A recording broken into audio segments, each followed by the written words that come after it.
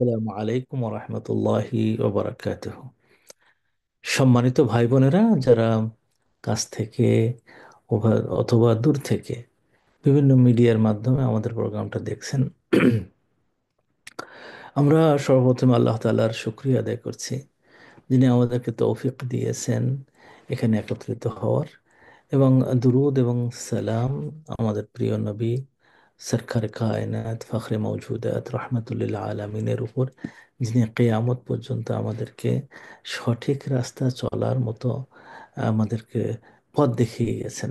যে পথ ধরে চললে আশা করা যায় এবং বিশ্বাস আসে যে ইনশাআল্লাহ জান্নাতের রাস্তা পাওয়া যাবে। সম্মানিত ভাই বোনেরা, আমরা সূরা আল কিয়ামার তাফসির গত 1-2 সপ্তাহ থেকে আমরা চালাচ্ছি। আলহামদুলিল্লাহ, আল্লাহ তাআলা আমাদেরকে তৌফিক দান করুন। আমরা গত সপ্তাহে আলোচনা করছিলাম যে এখানে প্রথম এবং দ্বিতীয় আয়াতে আল্লাহ যে কসম করেছেন, দুটো বিষয়ের কসম করেছেন, এই কসম নিয়ে আমরা আলোচনা করেছি। আজকে আমরা তৃতীয় নম্বর আয়াত থেকে পড়বো ইনশাআল্লাহ, এবং সেখান থেকে আমরা বোঝার চেষ্টা করব। যেখানে আল্লাহ তাআলা বলছেন, আউযু বিল্লাহি মিনাশ শাইতানির রাজীম, বিসমিল্লাহির রহমানির রহিম, আইয়াহসাবুল ইনসানু আল্লান নাজমা'a ইযামা। আল্লাহ তাআলা এখানে বলছেন, মানুষ কি ধারণা করেছে যে আমি কখনোই তার হাড়গুলো একত্রিত করব না? মানুষ কি ধারণা করেছে যে আমি কখনোই তার হাড়গুলো একত্রিত করব না? পরের আয়াতে বলছেন, বেলা কাদিরিনা আলা আন নুসাউইয়া বানানা। হ্যাঁ, আমি তো অবশ্যই অবশ্যই আহ, আমি তাকে একত্রিত করব, তার হাড়গুলো। বরং আমরা এ ব্যাপারে শক্তি রাখি। বরং বলে আল্লাহ তাআলা বলছেন, কাদেরিনা, আমাদের অবস্থা হলো এই যে আমাদের শক্তি রাখি এ ব্যাপারে, আলা, এর উপরে, যে আন্নুসাউয়া বানানা, তাদের আঙ্গুলগুলো অথবা আঙ্গুলের মাথাগুলো আমি সমান করে দেব, অথবা সামঞ্জস্য করে দেব। এই দুটো অর্থ নুসাউইয়ার আছে।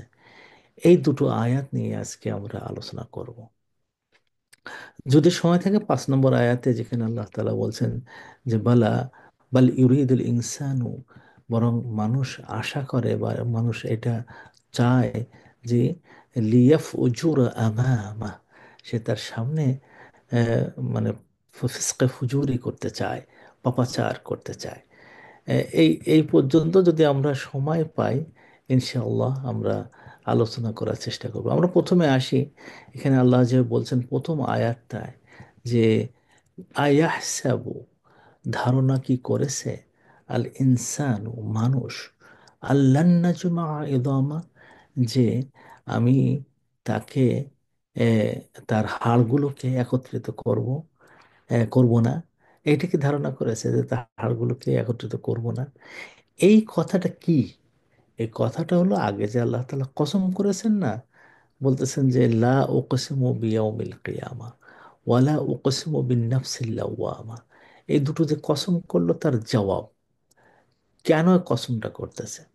তো জবাবটা করতে যেও এখানে একটা কোশ্চেন নিয়ে আসছে আল্লাহ তাআলা। এটা খুব দারুণ একটা স্টাইল।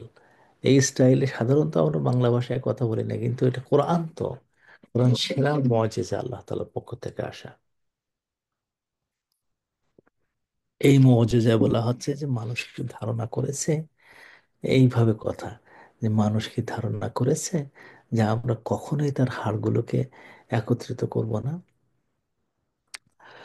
এ- এটার দ্বারা মানে বোঝায় এইরকমই যে আমি আহ, কথাটা আগের থেকে যদি এইভাবে আসে যে আমি কেয়ামতের কসম করছি, আমি কসম করছি নফসুল লাওয়ামা। এবং এটা কসমটা হলো এই, যে মানুষ ধারণা করে নিয়েছে যে আমরা তার হাড়গুলোকে একত্রিত করব না। এই এই যে কথার স্টেটমেন্টটা, মানুষের ধারণা, মানুষের ধারণায়, আমার কথা যারা এখন শুনছেন, তাদের কতজন যে এইটা বিশ্বাস করেন যে এই হাড়গুলো আল্লাহ তাআলা একত্রিত করবেন কিনা, এটা আল্লাহ তাআলাই ভালো জানেন। অনেকেই দেখা যায় যে এটা বিশ্বাসই করতে চায় না, এবং ওই বিশ্বাসের তারতম্যের উপরে দেখা যায় যে তাদের জীবন তারতম্য হয়, তাদের জীবনের চেঞ্জ আসে, প্রচুর চেঞ্জ আসে। এখানে এখানে হাড়গুলো একত্রিত হওয়ার ব্যাপারে তিনি আল্লাহ তাআলা কেন কথা বললেন? এখানে হাড়ের একত্রিত হওয়ার কারণ কি? একাধিক মানুষ, আখনাস ইবনে শুরাইক এবং আবু জাহল, এই দুজনের থেকে একটা ইয়ে আছে যে ওরা একবার আল্লাহ রসুল সাল্লাহ সাল্লামের কাছে এসে জিজ্ঞেস করছেন যে আচ্ছা, এই যে হাড়গুলো আমরা দাফন, মানুষগুলোকে আমরা দাফন করি কবরের মধ্যে, কদিন পরে তো এটা হাড়ে পরিণত হয়, হাড়ে পরিণত হয়ে যায়, কারণ গোশতগুলো সব পোকায় খেয়ে ফেলে, পচে গলে, হ্যাঁ, একেবারে শেষ হয়ে যায়, হাড়গুলো থাকে। পরে যে এই হাড়গুলো মাটির সাথে মিশতে মিশতে মিশতে মিশতে শেষে একটু যে একটু অংশ থাকে, যেটা আমরা বাঁদরের লেজ বলি আমরা, মানে সাতক্ষীরার ভাষায় বলতাম, মানুষের পিছনের অংশে যে ছোট্ট একটু এক টুকরা হাড় আছে পিছনে, একদম পিছনে, এটাকে আজবুদ্দানাব বলা হয়। আজবুদ্দানাব মানে মানে এটাকে টেল বোন বলা হয় ইংলিশে, টেইল বোন, মানে লেজের, লেজের কি বলা হয় যে হাড়। তো এটা আসলে তো লেজ ছিল না ওইখানে, তো ওই ইংলিশরা ওরা, ওদের ধারণা হলো যে মানুষ বোধহয় বানরের মতন লেজওয়ালা ছিল এক সময়, তো সেই লেজটা পুড়ে যেয়ে ওখানে ওই হাড়টা রয়ে গেছে। তো ওটাকে আমরা ইংলিশদের মতন করে না ভেবে ভাবে আরবিদের মতন করে, আরবরা বলেছে ওটা আজবুদ্দানাব, আজবুদ্দানাব, মানে দানাব, মানে জানাব মানেও সে লেজ, লেজের মতন নিচের দিকে আসে এবং লেজের ওই ছোট অংশ, এটা বলে। ওটা গোল গোল হাড়, গোল গোল হাড় এরকম শেষের দিকে ছোট একটা, ও খুব মারাত্মক। সুবহানাল্লাহ। এই জিনিসটা স্থায়ী থেকে যায়। আমি কবর খোঁড়ার ইতিহাসে আমাদের মানে এলাকায় একটা কবর সন্ধান পাওয়া গেছিল। মানুষ ওই রাস্তা কেটে যাচ্ছে, তো দেখা গেল হঠাৎ করে একটুখানি হাড় বেরিয়ে আসছে। তো সেখানে ওই মানে চিৎকার মিৎকার শুরু হয়ে গেছে, যে ওটা অবশ্য এই এলাকাটা মুসলমানদের এলাকা ছিল না, এই জন্য খুব ভয় ছিল না, মানুষ নিঃসন্দেহে কেটে যাচ্ছিল। কিন্তু মানে দেখা গেল হঠাৎ করে ওই রকম একটুখানি লম্বা, গোল গোল গোল গোল, তো এটা দেখেই মানুষ বুঝতে পারছে এটা তো মানুষের হাড়, মানে নিচের এমন। মানে সবাই চেষ্টা করলো যে ওখানে আর কোনো কিছু পাওয়া যায় কিনা, আর মানে মানুষের দেহের। তখন আমাদের আমার এলাকার এক বড় উস্তাদ ছিলেন, তিনি বললেন যে না, না পাওয়া গেলে ওইটা থেকে যায়, ওইটা থেকে যায়, ওর থেকেই কেয়ামতের ময়দানে ওখান থেকে আস্তে আস্তে হাড়গুলো এবং মানে মানুষ ওখান থেকেই তৈরি হয় আবার। এটাকে হলো আজ বুদ্ধানাব। এটা হলো মানে এক ধরনের হাড় যেটা মানে মানুষের পিছনে থাকে, মেরুদণ্ডের একদম নিচের, নিচের কয়েকটা হাড়। তো এই ছাড়া আর বাদ বাকি হাড়গুলো মোটামুটি অনেক দিন থাকে, আর ওইটা তো বহুদিন থাকে। আমাদের মুফাসসিরিনরা বলে চিরস্থায়ী থাকে কবরের মধ্যে, আর সবগুলো নষ্ট হয় কিন্তু ওটা আর ওটা নষ্ট হয় না। এই হাড়গুলো নষ্ট হতে সময় লাগে, এক দুই দিনে, এক দুই বছরে, 5-10 বছরে, 20 বছরে, 50 বছরে এই হাড় মাটির সাথে মিশে যায় না, সময় লাগে, শত বছরও লেগে যেতে পারে। তো এইগুলোর সন্ধান পায়।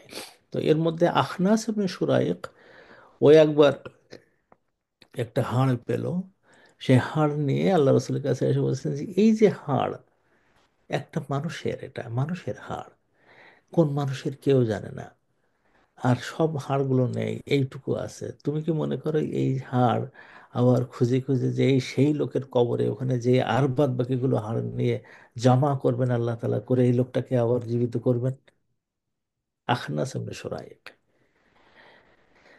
আবু জাহাল ওই রকম করেনি, যে একটা হাড় নিয়ে আসছে উনি, মানে হাড়ের কথাটাই বলেছে, মানে বলেছিলেন আল্লাহ রসুল সাল্লাহ সাল্লামের কাছে যে এই যে হাড়গুলো মানুষের কবরের মধ্যে থেকে যায়, তুমি কি মনে করো এই হাড়গুলোকে আবার আল্লাহ তাআলা একত্রিত করবেন? আরেকজন ছিল নাদর ইবনে হারেস। এই বেচারা একবার রাস্তা দিয়ে হেঁটে যেতে যেয়ে দেখে যে একটা মানুষের হাড় পড়ে রয়েছে গর্তের মধ্যে। বুঝেছে যে এই গর্তটা কবর হবে। তো সেখানে ওই হাড়টা এরকম উঁচু করে হাত দিয়ে এরকম গুঁড়ো করে দেখে যে ধুলো মতন হয়ে যাচ্ছে। তো ওইটা নিয়ে আসছে আল্লাহ রসুলের কাছে। তো বলছে, দেখো হাড়, দেখো হাড় দিয়ে এরকম এরকম করে গুঁড়ো করে ধুলো পড়ে গেল। মাইয়ুহিল ইযামা ওয়া হিয়া রামীম, প্রশ্ন করছে আল্লাহ রসুলের কাছে, এই হাড়, যে হাড়টা রমিম হয়ে গেছে, ধুলোর মতন হয়ে গেল, এই হাড়টাকে আবার জীবিত করবে কে? প্রশ্ন, দেখেন না সূরা ইয়াসিনের মধ্যে এই ঘটনার কথা আছে। এটা হলো নদর ইবনে হারেস। সুবহানাল্লাহ। আরেকজন কাফিরের নাম ছিল আদি ইবনে রবিয়া। সুবহানাল্লাহ। তার ধারণা হলো যে যে হাড়গুলো ওখানে পড়ে রয়েছে, এটা হলো মানুষের এমন অবস্থার সাক্ষী দেয় যে এই হাড়গুলোকে আবার তৈরি করে নিয়ে আসা এটা সম্ভব নয়। এটা সম্ভব নয়। এই হাড়গুলো নিয়ে মানুষের এই চিন্তাটা, যে এই হাড়গুলো থেকে আবার মানুষ তৈরি করা, এটা কি সম্ভব? এটা কি হবে কোনোদিন? তো এই প্রশ্নটা আল্লাহ তাআলার এখানে নিয়ে আসছেন, যে তাদের যে কোশ্চেনটা আসে, এটার উত্তর হলো এই, যে আমি কসম করে বলছি কেয়ামতের, কসম করে বলি নাফসিল লাওয়ামা, তোমাদের এই হাড়গুলো মানে একত্রিত করবই। বোঝা গেছে? তো ওখানে প্রশ্ন আকারে আসছে, প্রশ্ন আকারে আসছে যে আয়াহসাবুল ইনসানু আল্লান নাজমা ইদামা, তারা কি এটা ধারণা করে? তাদের এই ধারণা ঠিক নয়। এই যে হিসাবটা ঠিক নয়, ক্যালকুলেশনটা ঠিক নয়। আয়াহসাবুল ইনসান, মানুষকে এটা ক্যালকুলেট করে যে আল্লান নাজমা ইদামা, যে আমরা তার হাড়গুলোকে কখনোই একত্রিত করব না। এখানে আপনারা যদি আপনার দেখেন যে এই হাড়ের তৈরির ক্ষেত্রগুলোতে, তো তাজ্জব হয়ে যেতে হয়।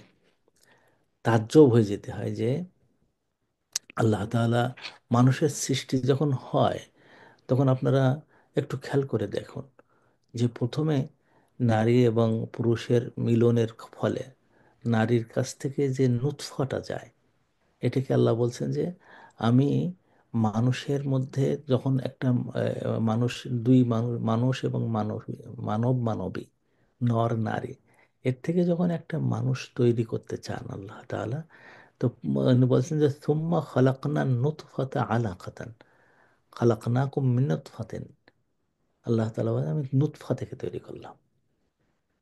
ইন্না খালাকনাল ইনসানা মিন নুতফাতিন আমশাজিন নাবতালিহ, যে আমি মানুষকে নুতফা থেকে তৈরি করি। তো এই নুতফা মানে হলো এক মানে বিন্দু, নুতফাতুন, এক মানে বিন্দু। এই বিন্দু মানে এক কণা, বড় এক কণা না কিন্তু, সামান্য এক। এবং এই মানে স্পাম যেটাকে বলে, মনি, মানে এর থেকে মানুষের বীর্য যেটা বলে, এটা বীর্যের মধ্যে, এক ফোঁটা বীর্যের মধ্যে কয়েক মিলিয়ন বাচ্চার স্পাম থাকে, বাচ্চা হওয়ার সম্ভাবনাযুক্ত আহ, মানে থাকে আর কি, শুক্রাণু থাকে। তো এখন এই শুক্রাণু, এটা কি হয়, আমশাজিন, মাসাজ হয়, মাসাজ হয়। মাসাজ মানে হলো মার্জ হয়ে যায় ডিম্বের ভিতরে। ওখানে কোটি কোটি কোটি কোটি কোটি কোটি এ নুতফা, স্পাম দৌড়ে ছুটে চলে, মানে মায়ের রেহেমের মধ্যে যে যেখানে ডিম আছে, ওভাম আছে, সেখানে চলে যেয়ে ওরা চেষ্টা করে, যুদ্ধ করে ভিতরে ঢোকার জন্য।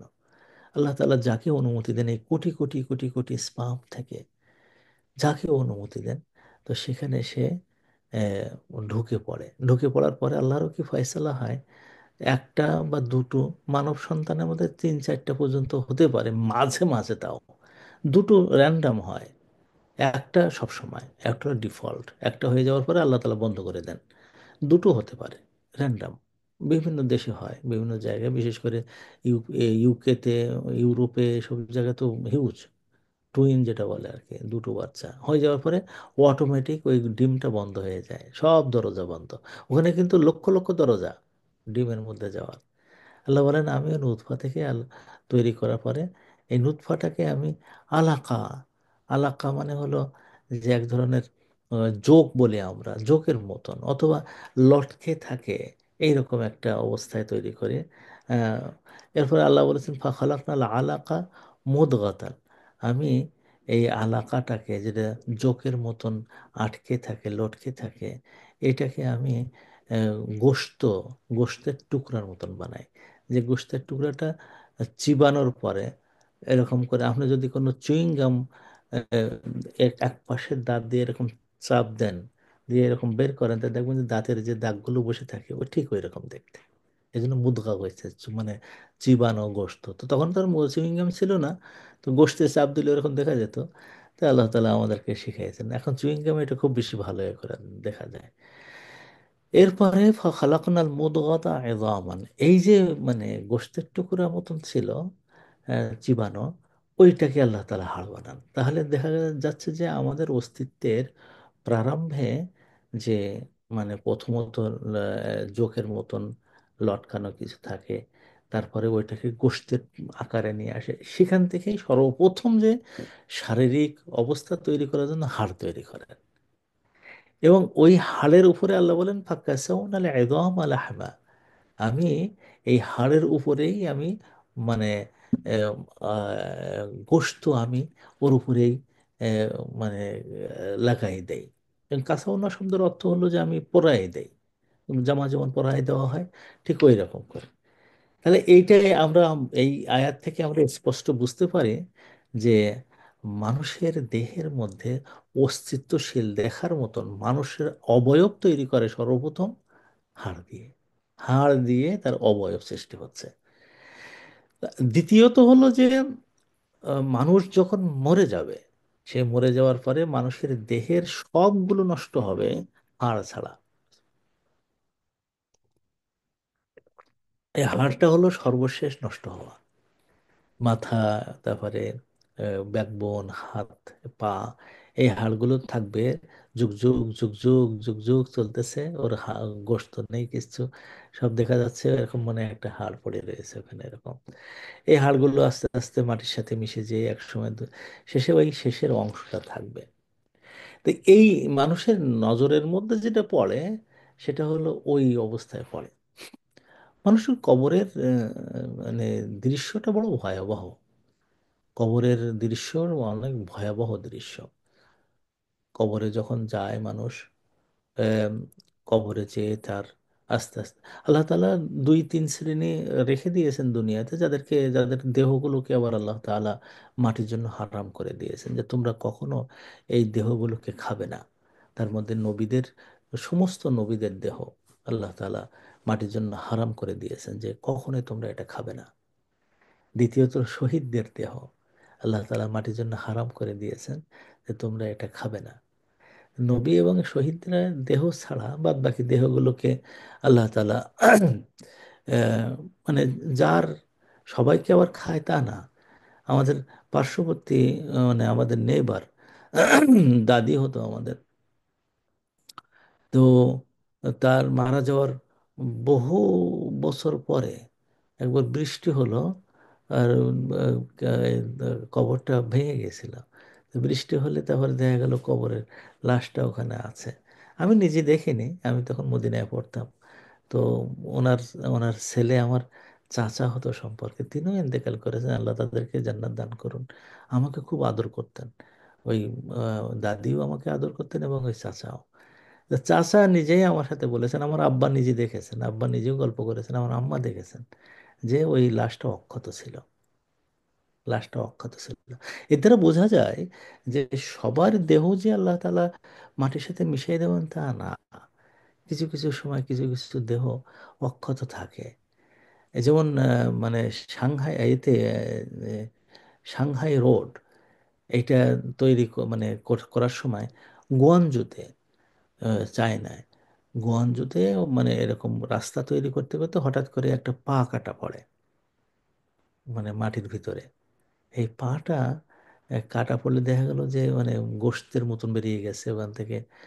তখন বুঝেছে যে লাশটা একেবারে পুরো অক্ষত অবস্থায় আছে।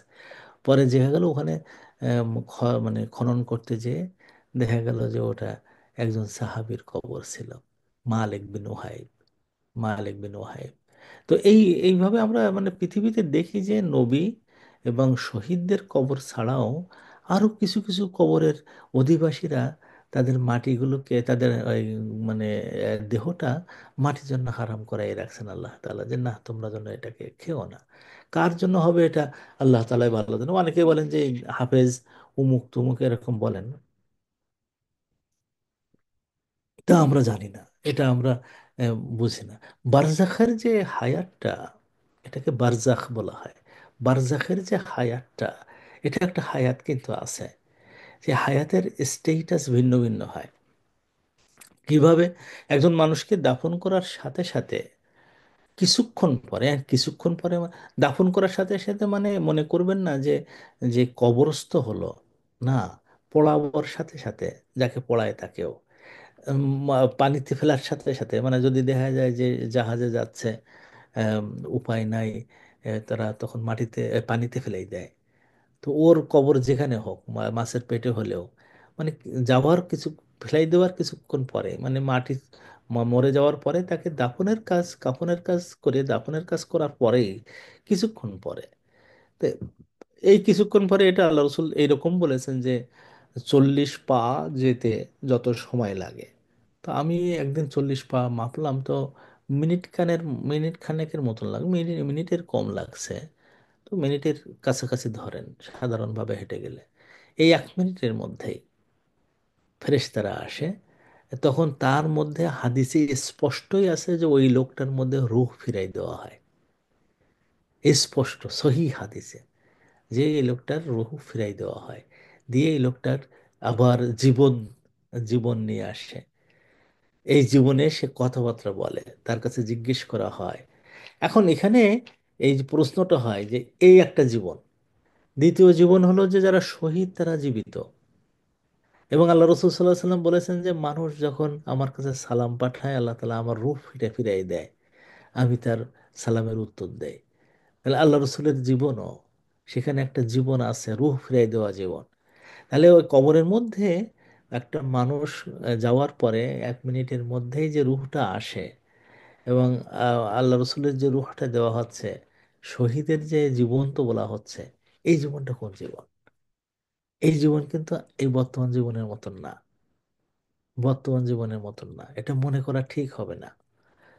বারজাখের জীবন, বারজাখের কারো কারো জীবন এরকম হতে, বারজাখের আসলে যে অবস্থাটা থাকে, মানে মানুষের দেহের, সেটা হলো যে মানুষের দেহের সাথে রূহ, সেটা হলো এক ধরনের এইরকম অবস্থা থাকে যে মানুষের সাথে এই দেহের, এই রূহের কবরে দেওয়ার পরে সামান্য সময়ের জন্য এক সময় মিলিত হয়।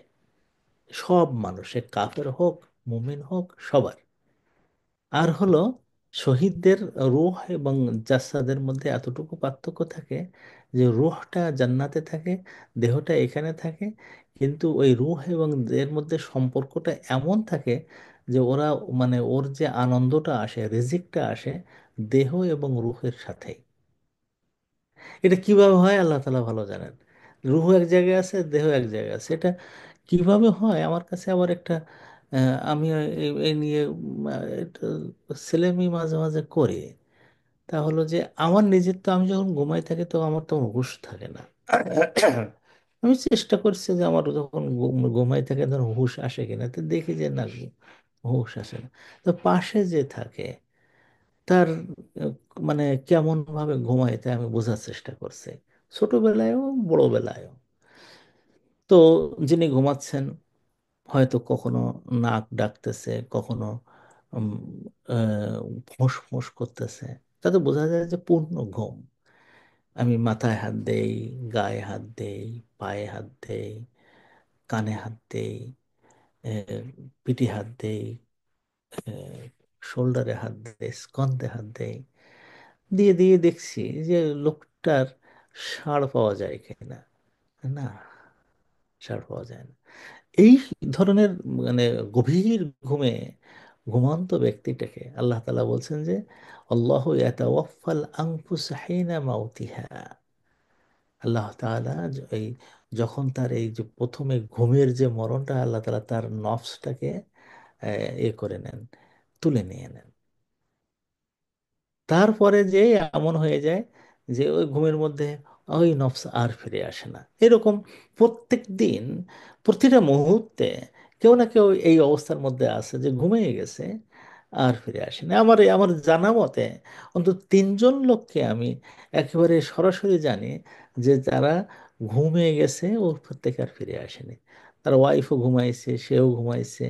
দুইজন ঘুমানোর পরে ওয়াইফ একটু গঙ্গুরানো শব্দ শুনছে, উঠেই তারপরে দেখে যে আহ, একটু আগেই যে লোকটা ছিল আমাদের এই লন্ডনে, আমার খুব ঘনিষ্ঠ বন্ধু। তো এরপরে যে ওয়াইফ তার বড় জামাইকে, বড় মেয়ের স্বামীকে ডাকছে যে তোমার আব্বার তো অবস্থা এরকম হয়েছে, দেখো তো। এসে দেখে যে গাটা গরম আছে এখনো, আর মরে গেছে। ওই সময় টেলিফোন করছে আমার কাছে, সর্বপ্রথম টেলিফোনটা আমি পাইছি যে উস্তাজ, আমার শ্বশুরের অবস্থা খারাপ, শিগগির চলে আসছেন। তা আমি গেলাম, গিয়ে দেখি তখনও মাথায় কি সুন্দর গরম, হ্যাঁ, হাতটা এখনো পর্যন্ত গরম। হ্যাঁ, চলে গেছেন দুনিয়াতে ঘুমের মধ্যেই। তো এই যে ঘুমের যে অফারটা হচ্ছে, এই ঘুমের অফারের ব্যাপারটা হলো কি, রুহটা আল্লাহর কাছে যায় আর দেহটা এখানে থাকে। ও কিন্তু জীবিত, ও কিন্তু জীবিত। দেহ এবং আত্মা দুইটোর শৌর আছে। চিমটি কাটলে, চিমটি কাটলে যে লোকটা ঘুমাই রয়েছে, চিমটি কাটলে কিছুক্ষণ পরে কিন্তু সে টের পায়। সুই ঢুকে দিলে সে কিছু কিছু পর টের পাচ্ছে। কেমন? তাহলে বোঝা যায় যে ওই আত্মাটা ওই সময়ের জন্য না থাকলেও সে কিন্তু জীবিত। তো এই ধরনের কিছু লোক মানে প্রত্যেক দিন দাফন হচ্ছে পৃথিবীর বিভিন্ন জায়গায়, যাদেরকে শহীদ বলা হয়।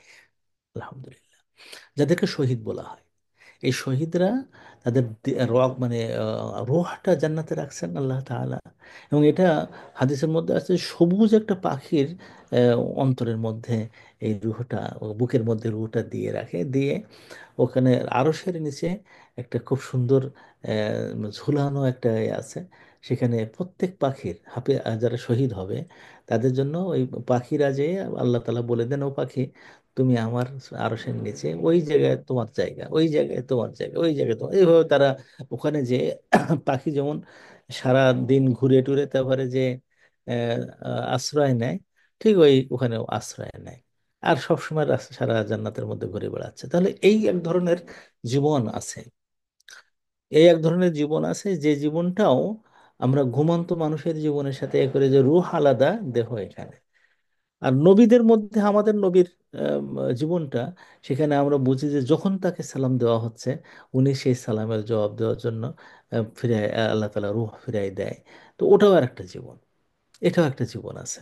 এখন এইটা কিভাবে আহ, মানে একজন মানুষকে দাফন করার পরে, এটা সম্ভবত জার্মানি হয়েছিল, দাফন করার পরে কাঁচ দিয়ে দেওয়া, উপরে কাঁচ দিয়ে রাখছে, যে দাফন করার পর থেকে আমরা দেখবো যে লোকটা কেমন অবস্থায় আছে। তো কাঁচ দিয়ে এরকম দেখতেছে একেবারে, সবাই যারা যারা দেখার কথা তারা এরকম করে দেখতেছে। এর মধ্য দিয়ে মানে ঘন্টা কেটে গেল, কয়েক ঘন্টা কেটে গেল। তো ওরা ওদের যে দৃষ্টিভঙ্গি, ওরা যে কথা শুনেছে মুসলমানদের কাছ থেকে, তার জন্য তো উঠা লাগে, উঠা বসা লাগে, বসে নামাজের জন্য চিৎকার করা লাগে, এই আমার আসরের নামাজ সময় হয়ে গেছে। মানে মুমিনকে যখন ডাকা হয়, রুহ দেওয়া হবে, তখন উঠে প্রথম বলবো যে আমার নামাজের রক্ত চলে যাচ্ছে, আমি নামাজ পড়ে নেবো। তো ফেরেশতারা বলল, নামাজ পড়তে পারবেন, আপনি আমাদের কথা জবাব দেন। এই যে উঠা বসা, ফেরেশতা আসা, এগুলো কোনো নড়াচড়া হলো না, তারা দেখেনি। তো এর দ্বারা বোঝা যায় ওই যে হায়াতটা পাওয়া, রূহ ভিতরে পাওয়া, আমাদের নবী তো পাবেন এবং যারা অন্যান্যরা পাবেন, সেই জীবনটাও বর্তমান আমাদের জীবনের মতন নয়। এই এই যে হায়াতুল বারজাখ এবং হায়াতুল দুনিয়া, এই দুই হায়াতের মধ্যে আকাশ পাতাল পার্থক্য। তাহলে এই এক ধরনের হায়াত হবে। আর মানে তৃতীয় হলো এই যে কিছু কিছু লোকের হায়াত হবে এরকম যে তার দেহটা একদম শূন্য হয়ে যাবে, দেহটা শূন্য, মানে গোস্ত পচে গেছে, হাড় পচে গেছে। ওই সেটা যে কথাটা বললাম যে আজব আজবুল দানাব, যেটা ওই টেইল বোন যেটা, ওইটাই শুধু থাকবে, আর সবটাই গেছে। কিন্তু এই লোকটা, তার একটা অনুভূতি আছে এই রুহের জগতে। সেই রুহের জগতে সে, তার অবস্থান হলো সে জান্নাতে। এবং ওই দেহের মধ্যে একটা আরাম আছে। সে আরাম হলো যে জান্নাত থেকে একটা সুড়ঙ্গ তার কবরে তৈরি করে দেওয়া, এবং সেখানে তার সাথে কথা হচ্ছে। আমলে সালেহ একদম মানে আলো হয়ে যায়।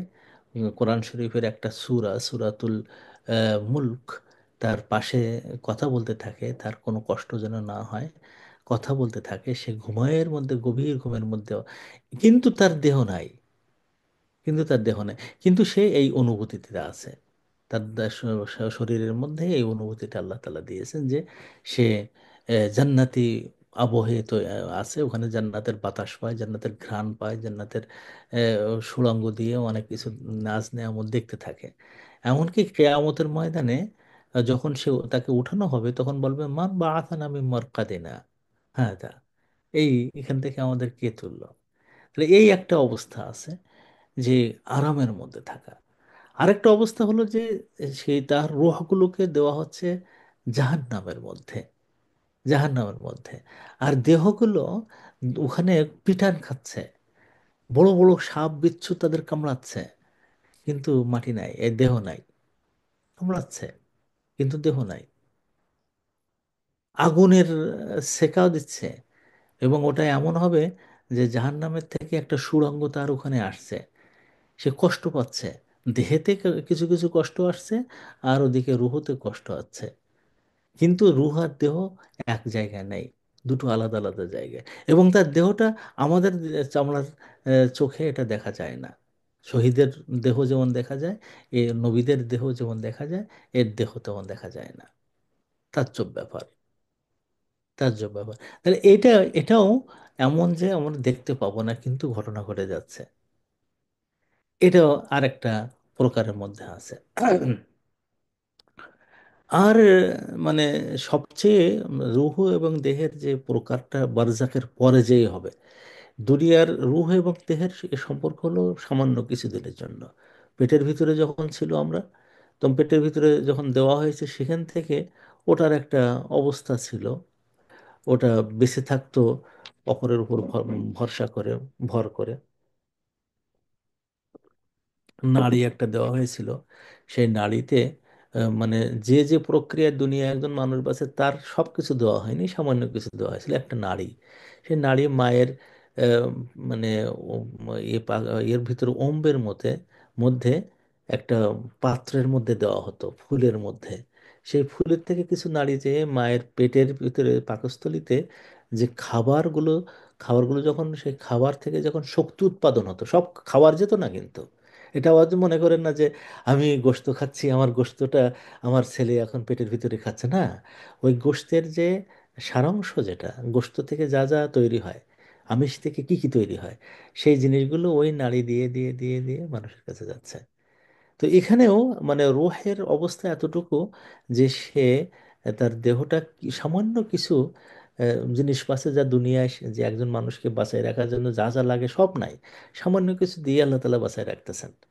এবং ওই সামান্য কিছু তার এমন ফাইন করে তুলতেছেন আস্তে আস্তে আস্তে, যে ওই সময়কার বৃদ্ধিটা একজন মানুষের এত দ্রুত ঘটে, এত দ্রুত, যেটা অন্য সময় পাওয়া যায় না। তাহলে আমরা দেখতে পাচ্ছি যে এই যে হাড় হাড় হয়ে গেল, তারপরে যে পৃথিবীতে যখন রুহ দেওয়া হয় একজন মানুষকে, এই রুহটা আহ, বড় অতিথির মতন আসে। ওই রুহটা মানুষের ছোট্টবেলা থেকে মরণের আগ পর্যন্ত সাক্ষী হয়ে থাকে, যে তুমি দেখো, তোমার দেহ আসলে কিছুই না। এমন এক সময় থাকে একটা দেহ, যে সময় সে না পারে হাঁটতে, না পারে কথা বলতে, না পারে কাঁদতে, ঠিক মতো, হ্যাঁ, সব কথাগুলো তার কান্না। আরে সে যখন মানে পায়খানা করবে সে কান্দে উঠবে, সে যখন পায়খানা করা শেষ করবে সে কান্দে উঠবে। প্রায় অধিকাংশ যায় হলো কান্না এবং হাসা, অধিকাংশ এই হলো তার ভাষা। তারপরে যে আস্তে আস্তে এগুলো, এই যে রুহটা অবস্থা দেখে দেখে, এক সময় এমন ছিল যে হাতগুলো চাইনিজদের পা ওই মানে লোহা দিয়ে, লোহার জুতা দিয়ে বাঁধা, বা এ করে রাখে। তো কারণটা কি, তা পা ছোট ছোট রাখলে নাকি সুন্দর দেখা যায়, তা পা ছোট করার জন্য এটা করে। তো এই যে দেহটা, এই হাড়গুলো আপনার যেভাবে ইচ্ছা সেভাবে করা যায়। মক্কাতে এক ভিক্ষুককে দেখছিলাম, হাতগুলো দুই হাতে এমন সুন্দর করে পেঁচানো এরকম। তা আমি জিজ্ঞেস করতেছে, এ, বাড়ি হলো চিটাগাঁয়ে। তা আমি জিজ্ঞেস করতেছি, "আচ্ছা ভাই, তোমার হাতগুলো এরকম করে পাকানো হলো কি করে? একেবারে হুবহু একেবারে পেটের থেকে আসলে?" বললো, "না রে, আমার চাচা করছে।"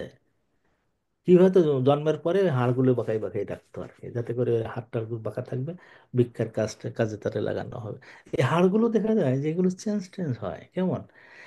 তো এইগুলোকে মানে কোশ্চেন আসে এই জায়গায় যে এতগুলো রূহ এবং দেহের অবস্থার ভিতর দিয়ে মানুষ এতটুকু জায়গায় বুঝে না যে এমন অবস্থায় যে আল্লাহ তাআলা একটা দেহকে রাখে, এতগুলো অবস্থা, সেই আল্লাহকে, উনিকে আবার কেয়ামতে উঠাতে পারবেন? আমাদের ঈমান হলো অবশ্যই পারবেন।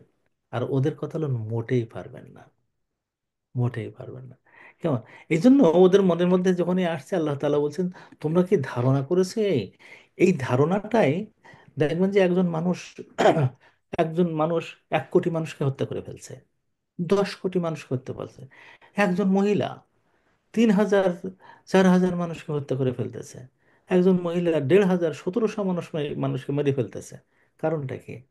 কারণ ওই জায়গায় যে এই হাড় যদি আমি মরে যাই, তো এই হাড় আহ, আর কখনো, আর কখনো এটা জীবিত হবে না, আর কখনো জীবিত হবে না। তো এখন আমরা, আমাদের বিশ্বাস হলো যে এই হাড় অবশ্যই যে আল্লাহ তাআলা একত্রিত করবেন। এবং এই হাড়টা আল্লাহ রসুলের যে ভাষাটা, মানে দেখেন কি সুন্দর।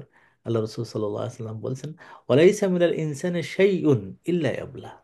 মানুষের দেহে যা কিছু আছে, যা কিছু আছে মানুষের দেহে, সবটাই একেবারে পচে গলে যাবে।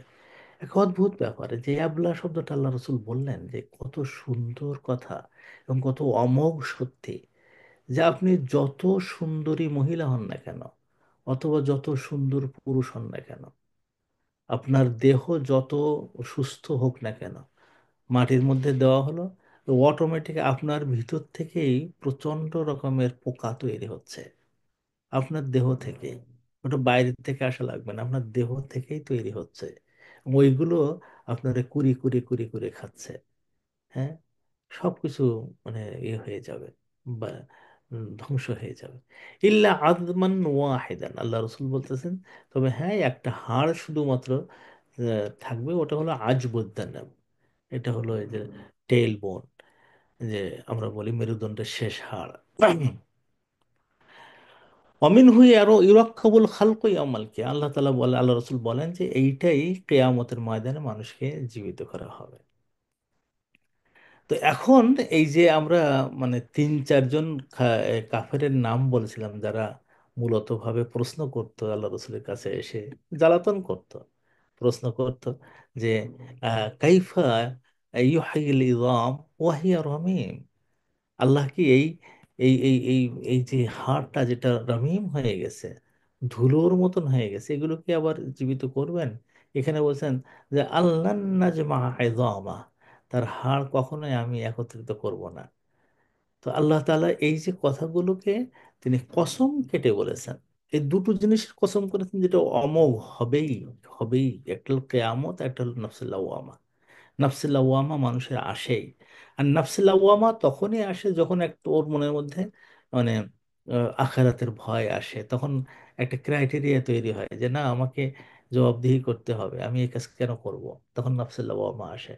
প্রত্যেক মানুষের মধ্যে কিছু না কিছু নাফসুল লাওয়ামা আছে, আলহামদুলিল্লাহ। হ্যাঁ, কিছু কিছু আছে যে একেবারে নাই, কিন্তু তারপরেও যে মানুষটা একবার শেষ হয়ে যাওয়ার আগ দিয়ে সে কিছু পায়।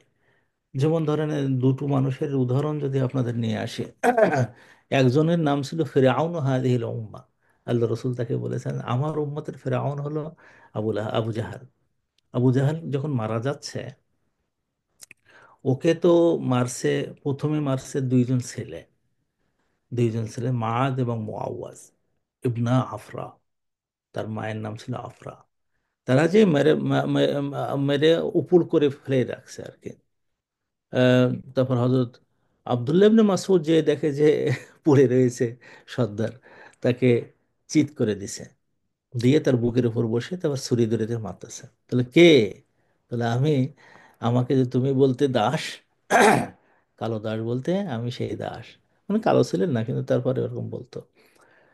তো বলছে আব্দুল্লাহ ইবনে মাসউদ, আচ্ছা আমার মারার আগে তোমার একটা জবাব দাও তো, কি এই যে আমরা যখন তোমাদের মারতেছিলাম, তোমাদের মারার আগে আমাদের ঘাড়ের উপরে মানে এ, তরবারি মারে মানুষ না, তারা কারা? তখন উনি বললেন যে ফেরেশতারা আসছিল। এই যে মরার আগ দিয়ে এই যে একটু চিন্তাটা আসা, যে আমি ওদের মারতে গেছি, সেই যে মানে আঘাতটা না লেগে আমার ঘাড়ে কোন আঘাত লাগলো, এই যে চিন্তাটা করে নফসিল্লাহ, ও আমার সামান্য একটু অংশ। ওতে ওই জিনিসটা তাকে বুঝাইছেন। ফেরাউন যখন মারা যাচ্ছে, তখন দেখতে পাচ্ছে ওই পারে সারি বেঁধে 6,50,000 লোক দাঁড়িয়ে আছে। 6,50,000। আরে বাবা! সেখানে মূসা, হারুন, তাদের সন্তানেরা চতুর্পাশ দিয়ে দাঁড়ায় তার মরণটা দেখতেছে। তখন বলছে, আমানতু বিরব্বিল আলামিন, রব্বি মূসা ওয়া হারুন। আমি রব্বুল আলামিনের উপরে ঈমান আনলাম, যে মূসা এবং হারুনের রব। তা আল্লাহ তালা তখন আল আন, এখন কি তুমি ইমানের সময় আছে? তখন আল্লাহ তালা গ্রান্ট করেননি।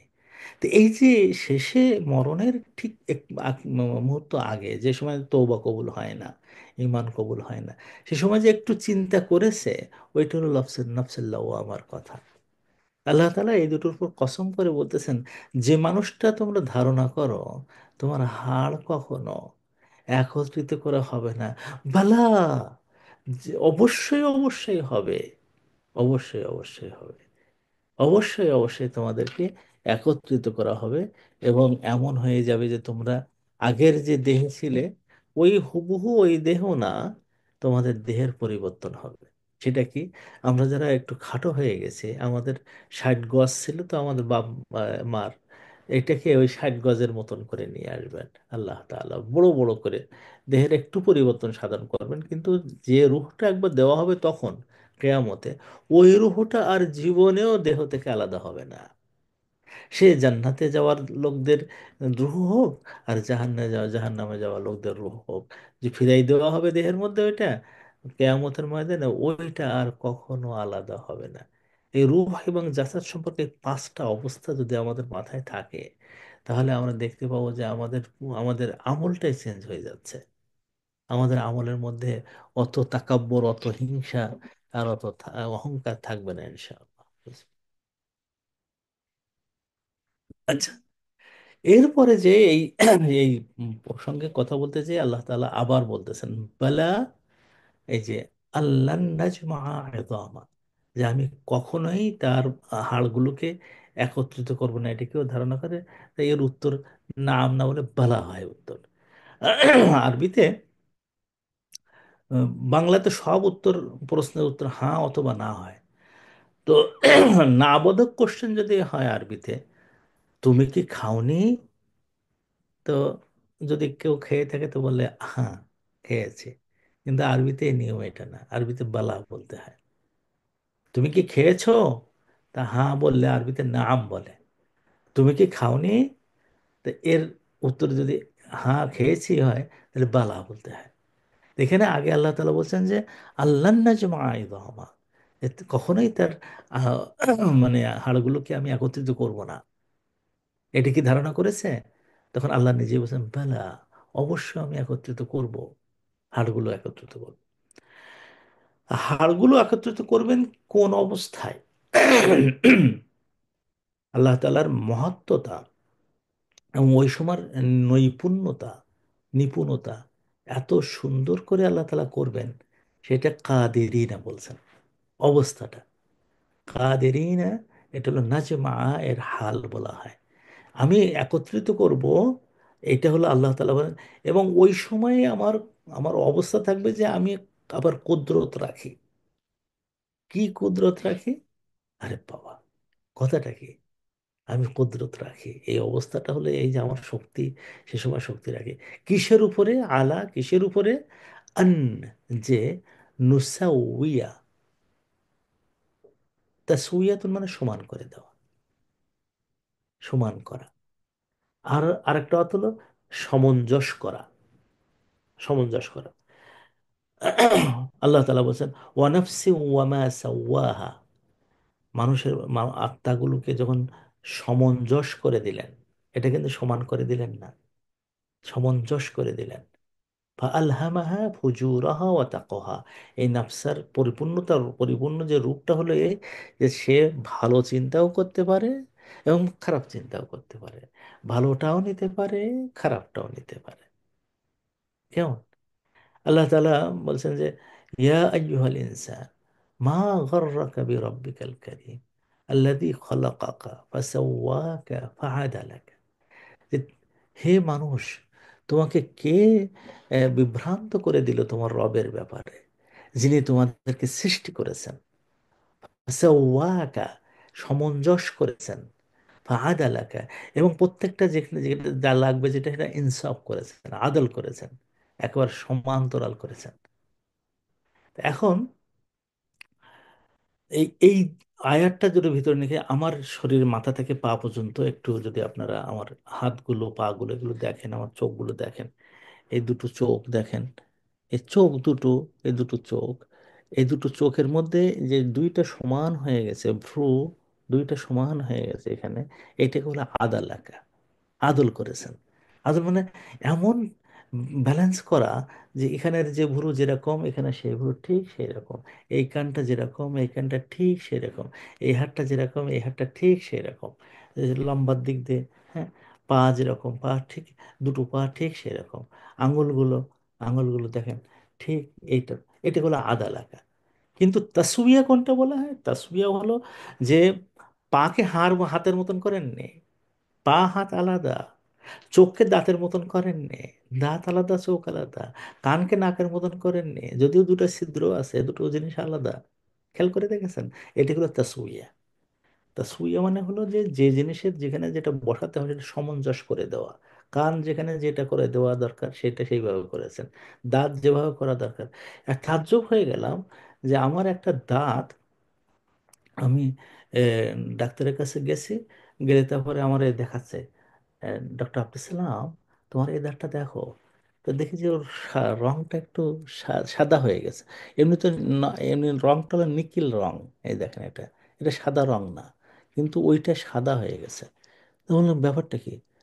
তাহলে বুঝো নি? তা না, তা তোমার ওই দাঁতের সাথে অসংখ্য না ইয়ে আছে, এই ছোট ছোট ছোট ছোট ধমনী আছে, যার রক্ত ব্রেন থেকে আসে, এসে ওই দাঁতকে জীবিত রাখে। তো দাঁতটা মারা গেছে। আমার মাথা তো একবার পাগল হয়ে যাওয়ার মতো, বলেন কি? আমার দাঁতের মধ্যে দাঁত মারা গেছে? তাহলে হ্যাঁ, ওখানে দাঁতের সাথে রক্তের প্রবাহ থাকে। তা দাঁতের যে প্রবাহ, রক্তের যে প্রবাহ, এবং ওখানে যে ধমনীগুলো, ওগুলো চোখের ধমনীর মতো না।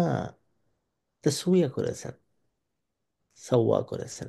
দাঁত সবগুলো একরকম না, কিছু দাঁত গোশত খাওয়ার জন্য, কিছু দাঁত খাওয়ার জন্য, উদ্ভিদ খাওয়ার জন্য, ভাত খাওয়ার জন্য, আলাদা আলাদা, ওগুলো সব তাসউইয়া বলা হয়।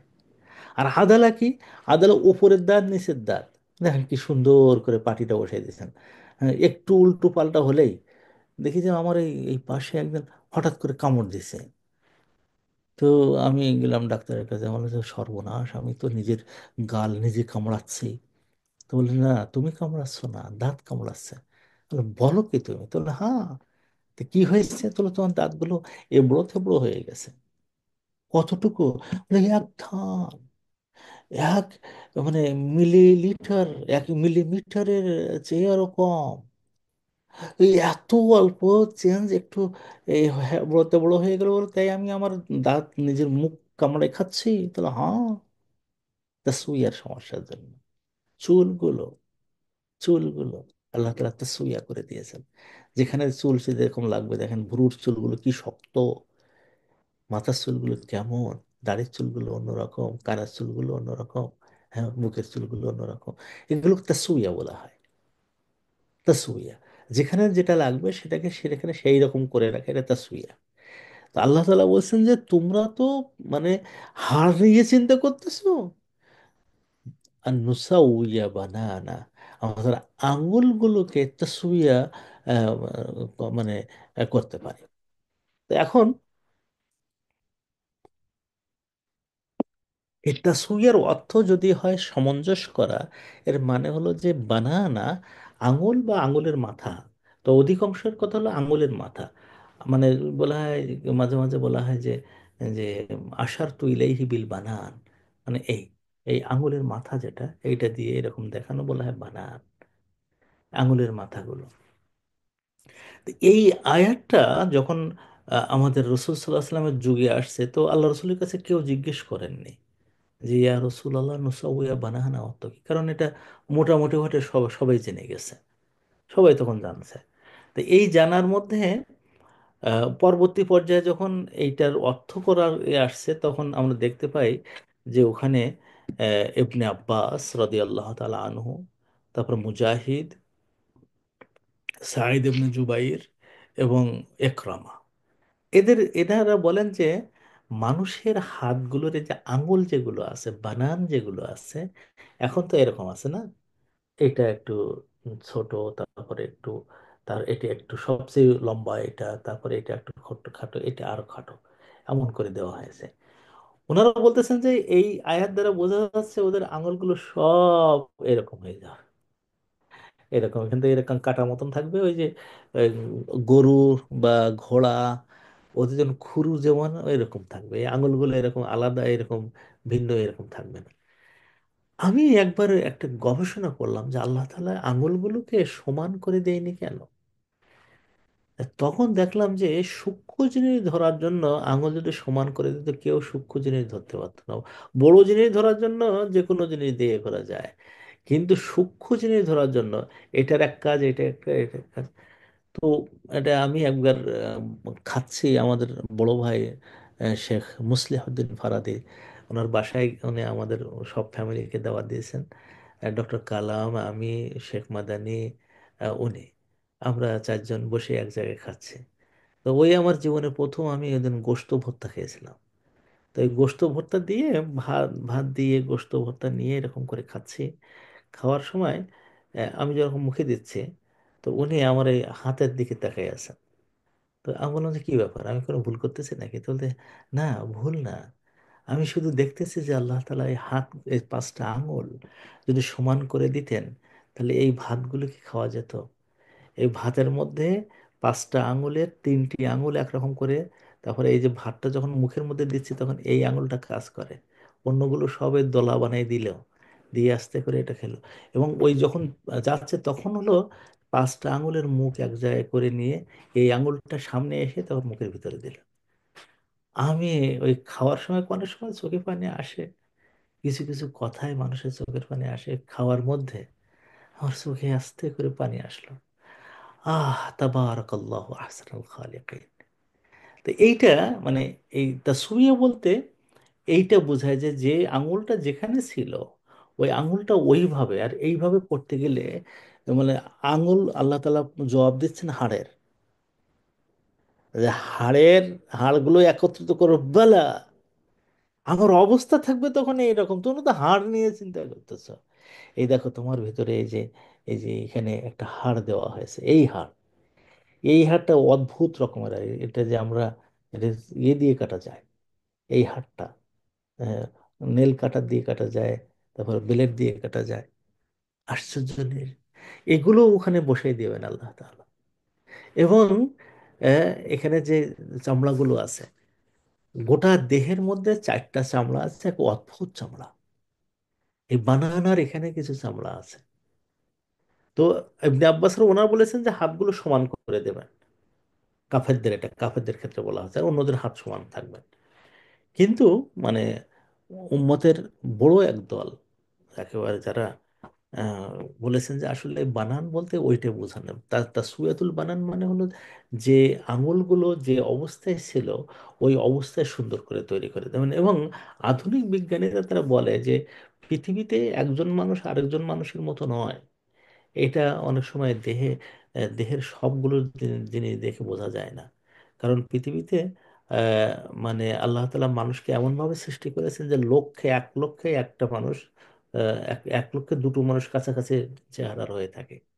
1 লক্ষের দুটো মানুষ এমন পাওয়া যেতে পারে যে যারা খুব কাছাকাছি হতে পারে। কেমন?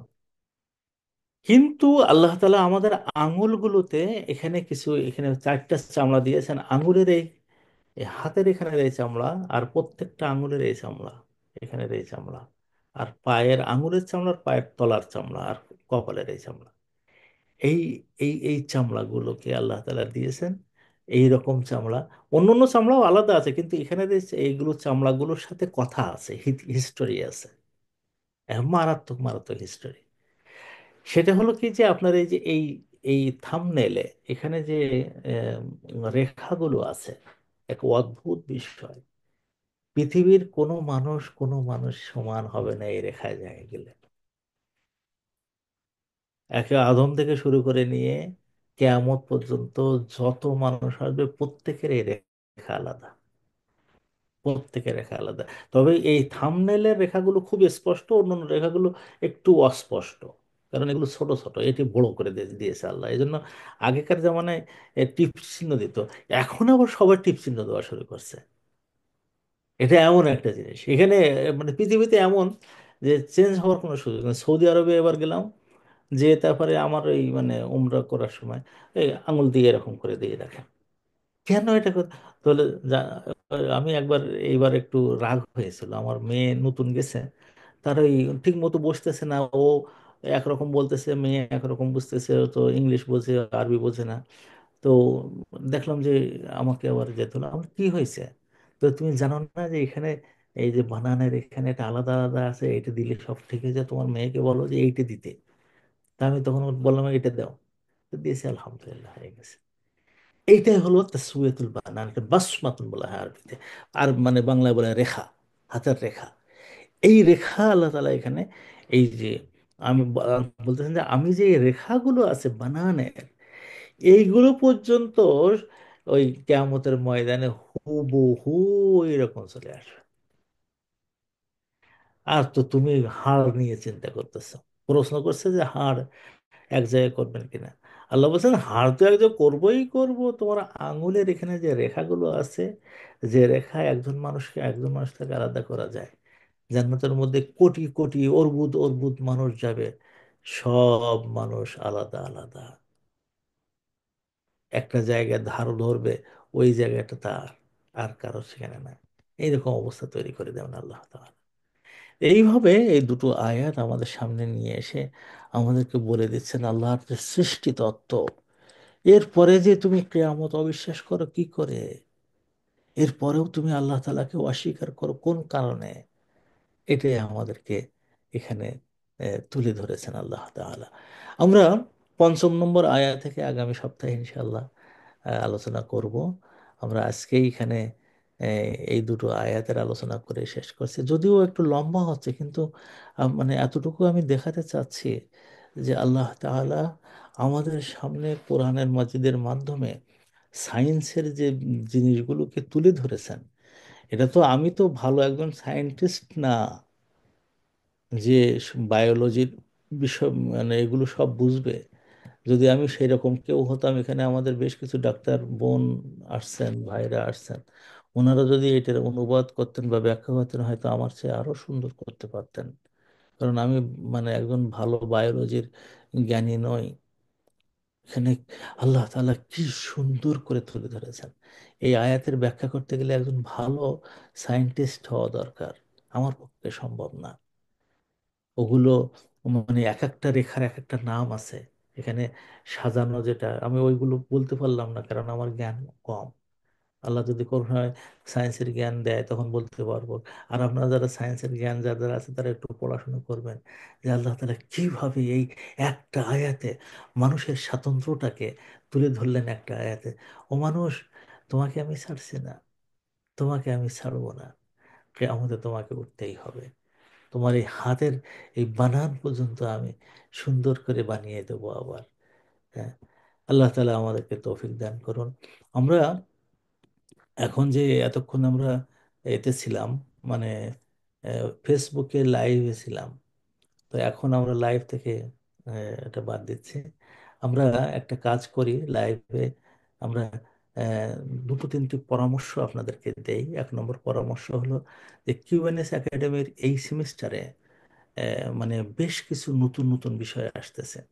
তার মধ্যে একটা বিষয় হলো যে তাআলাউ নাতাহাদ্দাস বিল আরাবিয়্যা, আরবি ভাষায় কথা বলা। এটা আপনি আরবি ভাষায় মানে কথা বলবেন, কিন্তু এর মানে এটা না যে ক্লাসে আমি এটা ব্যাখ্যা করব না। তো বাংলায়ও হবে, ইংলিশেও হবে। যে যে ভাষা ব্যাখ্যা করতে চান ওটা ব্যাখ্যা করে দিয়ে তারপরে ওইটা আমরা মুখস্থ করে আমরা দুনিয়ায় যেখানে যাই না কেন আরবি ভাষায় মানুষের সাথে কথা বলতে পারবো।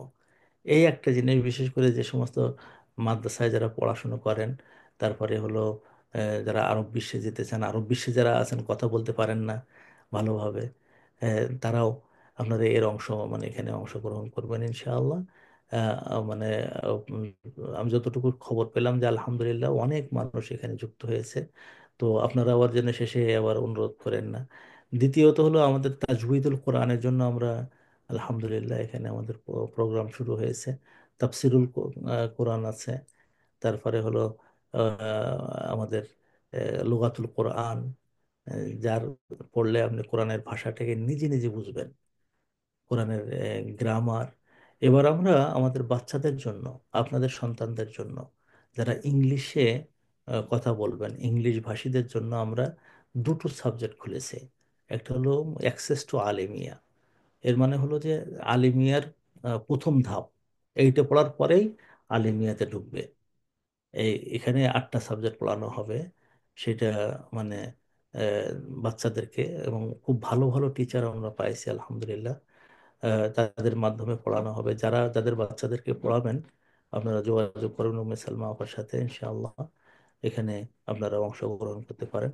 আরেকটা হলো যে বাচ্চাদের জন্য লুগাতুল কোরআন, আরবি ভাষা, আরবি ভাষা আমরা ওপেন করেছি এইবার। এই দুটো ক্লাস বাচ্চাদের জন্য আমরা নিচ্ছি। তো সেখানে আমরা অংশগ্রহণ করবেন ইনশাআল্লাহ। আর আলহামদুলিল্লাহ আমরা এক মৌলানা সাহেবের ছেলের ওপেন হার্ট সার্জারি হচ্ছে। বাচ্চা, ছোট্ট বাচ্চা, তার হার্টে এত বেশি বড় হোল যে তাকে বাঁচানো খুব মুশকিল।